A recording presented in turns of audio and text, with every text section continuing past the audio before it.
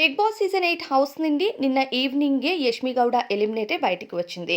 ఇక యష్మి గౌడ స్టేజ్ పైకి వచ్చిన తర్వాత నాగార్జున గారు ఒక బిగ్ బాంబ్ ఇచ్చి ఏ కంటెస్టెంట్ పైన వేసి వెళ్తావు అంటూ తెలియచేయడంతో గౌతమ్ పైన వేస్తానంటూ చెప్పింది. అయితే గౌతమ్ పైన వేయడానికి రీజన్ ఏంటి అని అడిగితే నాకెందుకో హౌస్‌లో ఉన్నన్ని రోజులు చాలా సార్లు నన్ను ఇరిటేట్ చేసిన పర్సన్‌గా నేను ఐడెంటిఫై చేశాను. అందుకే వేస్తున్నానని చెప్పింది. ఇక ఆ బిగ్ బాంబ్ వెనక ఉన్న రీజన్ ఏంటి అంటే నెక్స్ట్ వారంలో గౌతమ్ డైరెక్ట్‌గా నామినేషన్స్‌లో ఉంటాడు.